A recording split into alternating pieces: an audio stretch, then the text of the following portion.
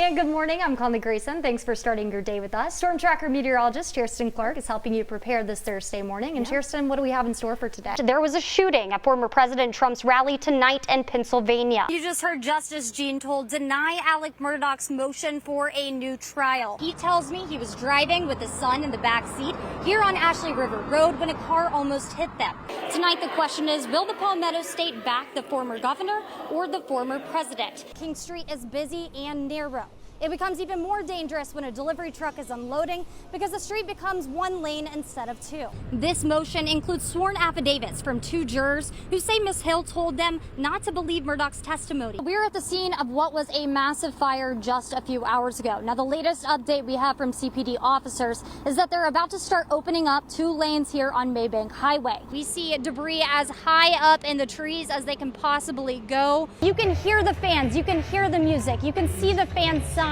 That's because we're skating on synthetic ice. If you don't want to ice skate and you just want to come out here and hang out by the fire like I'm doing, let's give it my best attempt. That's not too bad. The ordinance establishes set decibel levels based on time and day of the week. Take a look at what happened. Thank you for joining us tonight. I'm Conley Grayson. America is on edge tonight after what is being called a failed assassination attempt on former President Donald Trump's life. Just 3 hours ago, President Biden delivered a strong rebuke of today's actions. There's no place in America. Trump swarmed by Secret Service agents and rushed off the stage during the campaign rally in Butler County, Pennsylvania. Officials say at least 8 rounds were fired from outside of the security perimeter. Butler County's district attorney tells ABC News the shooter is dead. Here's ABC's Perry Russum with the latest. And here's a live look at the Pfizer Forum in Milwaukee, Wisconsin. It's where the Republican National Convention is set to start on Monday. Advisors to former President Donald Trump say he looks forward to the 4-day event next week. Trump is the current presumptive nominee, and he's expected to announce his highly anticipated vice presidential pick at the convention. Lowcountry Congresswoman Nancy Mace spoke with us downtown this evening, not long after the shooting. She is set to deliver a speech on Wednesday at the Republican National Convention. I think the entire country and other lawmakers across South Carolina took to X, reacting live to the shooting, many of whom were from the Republican Party, making their support for Donald Trump clear. Governor Henry McMaster posted on X, calling Trump, quote, the face of America's strength today. The governor went on to say he and the First Lady Peggy would pray for the former president's safety and security. South Carolina Attorney General Alan Wilson also supporting Mr. Trump on social media. He posted saying, quote, President Trump is in our thoughts and prayers. This cowardly action today is a very dark moment. We are at a crossroads in America and must do better. Senator Lindsey Graham also taking to X saying, quote, thank God President Trump seems to be okay.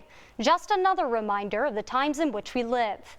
He went on to encourage prayers for the people involved. Senator Tim Scott voicing similar concerns. Scott, who is rumored to be a potential VP pick for the former president, is praying for everyone involved.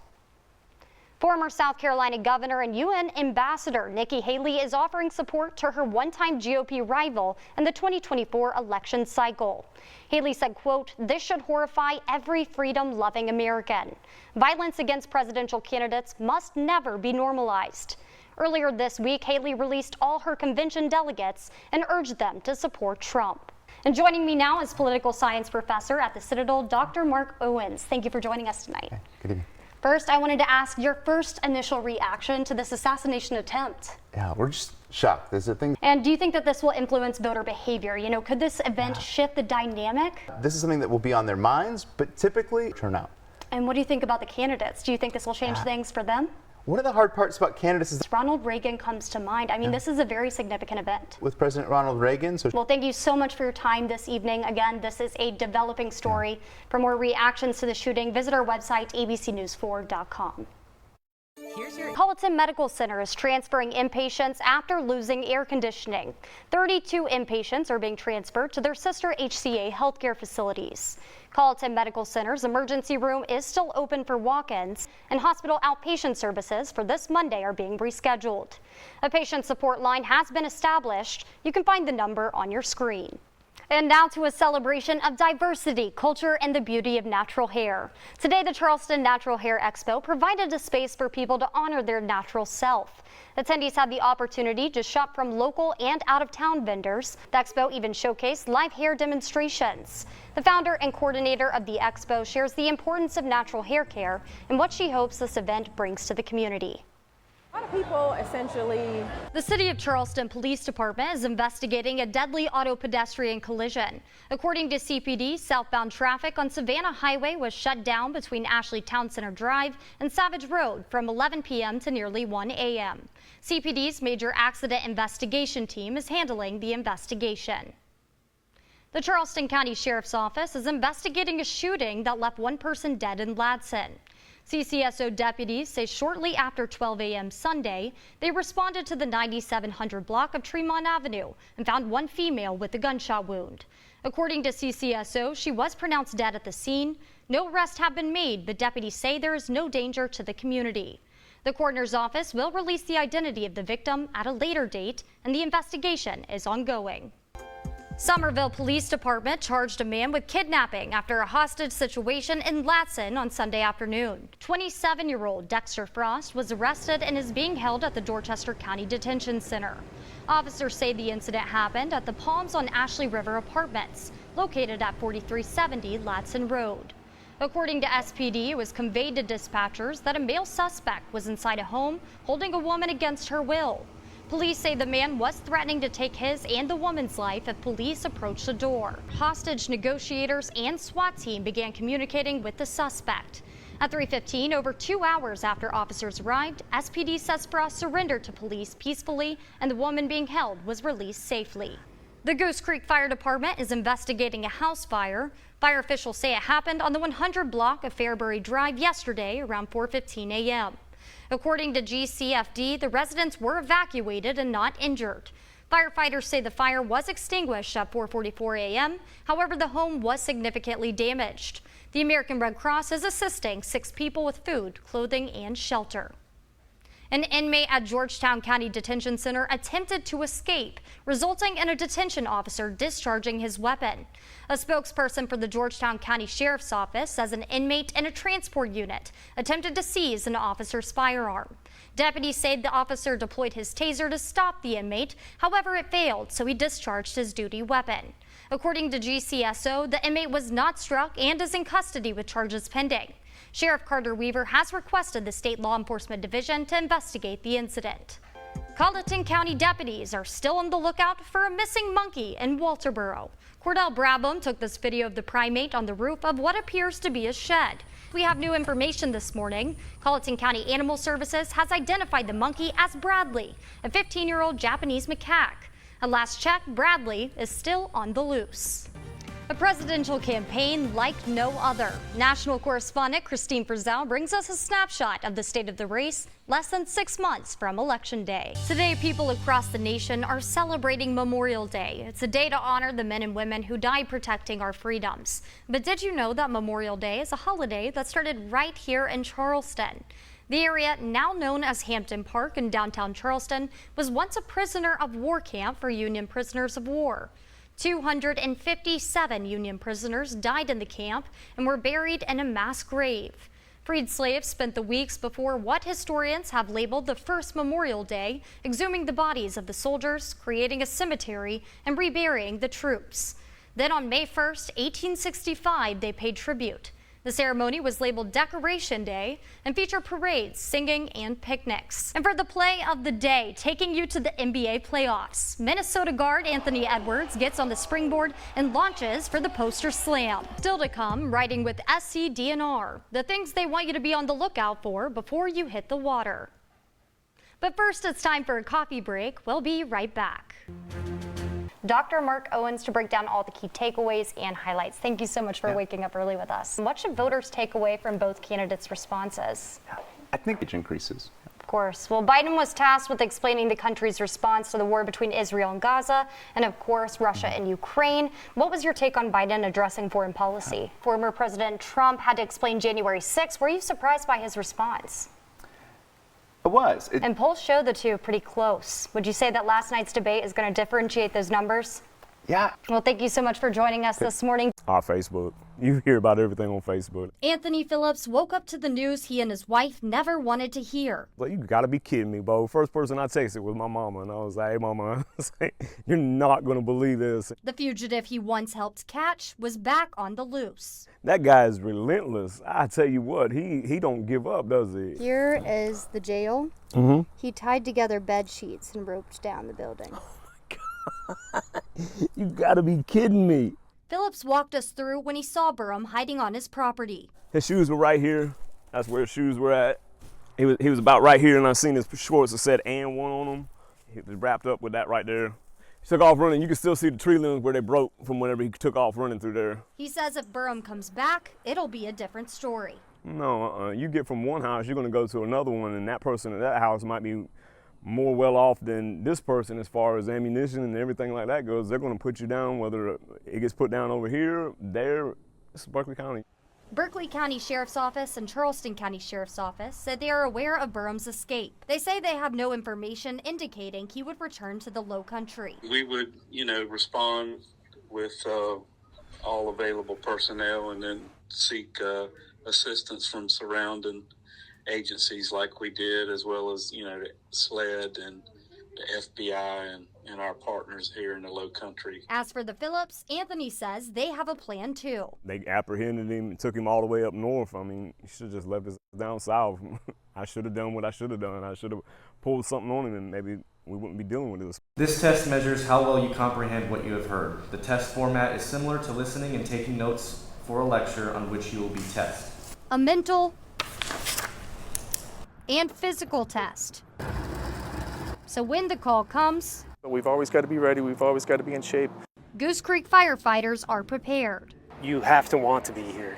The department's hiring process is a true test of strength, endurance, and determination. There are 12 minutes on the clock, 9 tasks to accomplish. Get in the gym 6 months ago. Hose connections, stair climbs, It's moving more already. and forcible entry are required before crossing the finish line. This at least gives you an idea of how much energy you're going to put on the job. If they want it prior to working here, they're going to continue that mindset throughout their career, which is what we're looking for. But candidates must use more than muscle. More fire deaths occur from carbon monoxide poisoning than any other toxic gas. A timed written test and a formal interview process allow both the department and applicant to see if they are the right fit. We live here. We spend a third of our lives here. The job is not for everyone, and not just anyone can pass. However, firefighters say if they are fueled by passion, they will better serve the community. Even if they do fail, we welcome them to come back.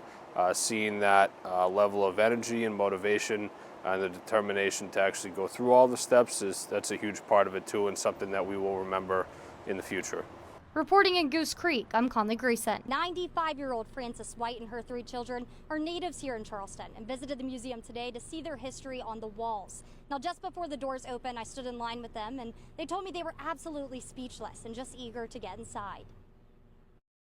Oh, move up. The White family walked into the IAM expecting to see everything that speaks to the life and struggles of African Americans. So the ancestors were looking out for us this morning. Yes, yes. Exhibits from across history revealed parts of their own family story. The size of this, the amount of time that it must have taken someone to do this is just unbelievable. Everything around them creating a full sensory experience. You could feel it, you could smell it. But the sheer numbers of enslaved Africans shocked them. So these are names and ages? Oh my goodness. Where was man's humanity during this period of time? With tears in their eyes, the family saw their imprint all over the map. There are few, if any, place on the globe where slavery did not touch either its soil or its soul. And found it hard to believe it lasted over 300 years. There is no sense of restitution. You can't have enslaved folks for that long and not feel that there is something owing to them.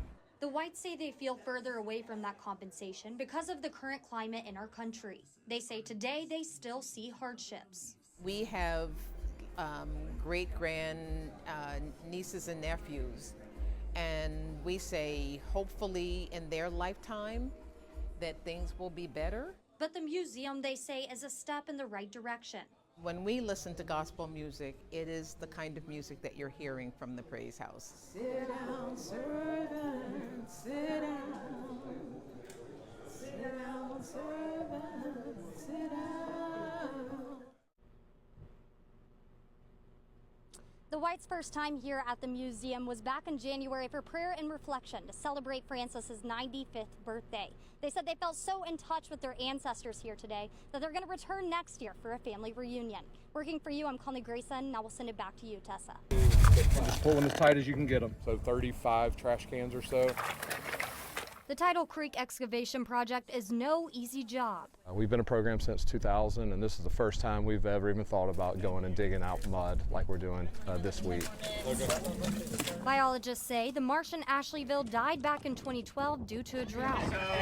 It never rebounded naturally, so volunteers are using mudder boots to trudge through the mud. Part of the SCORE program is to get our community volunteers involved in estuarine-based or marsh-based habitat restoration, whether that be through oyster restoration, marsh grass restoration, or now Tidal Creek restoration. We could be muddier. Together, they excavated a 100-foot channel and created berms on both sides. Wildlife biologist Michael Hodges with DNR is leading the way. We'll be doing 3 channels, 1 each year for the first 3 years, and then there'll be other volunteer opportunities for people to participate, growing marsh grass, planting oyster shell, a lot of education and outreach. Hodges said they preferred to do the Tidal Creek with a nature-based solution, with volunteers versus equipment. It is a dirty job, but one that will make a good impact. With that comes more biodiversity, comes more water filtration, comes increases in elevation, comes the ability to buffer itself from erosion. Once you have these reeds of all these reeds of marsh grass, as water passes through, it increases the number of fiddler crabs and the number of mud snails and the number of crabs and the number of shrimp and number of fish that can utilize these areas. It all comes back to the site's history. We are in the former historic town of Maryville, which was chartered in 1886. It was the first self-governed African-American settlement in South Carolina. Everyone hold it. The owner of this property is a direct descendant of the former mayor of Maryville. He's the one who contacted the South Carolina Aquarium, concerned about the marsh. He wants it to thrive again. We thank the community for raising that awareness and allowing us to come and work in their neighborhood because we wouldn't be here without that input. Reporting in Ashleyville, I'm Conley Grayson. He had a great time at the game. I really need to get to one of those games I because know. those look so fun. They are hilarious. They go viral every time for their dancing, their singing, and they do really cool things like this. Exactly. Conley, you surviving? I am surviving. I love the shift, actually, okay? You should join us more often. I would love to. But first, let's take a look at what's trending this morning. Here's a rare chance to own a piece of film history. There's probably some crazy person that wants to recreate it. Yes, and the movie shows you exactly how to break in. So it's probably a good idea. You become a tourist attraction immediately.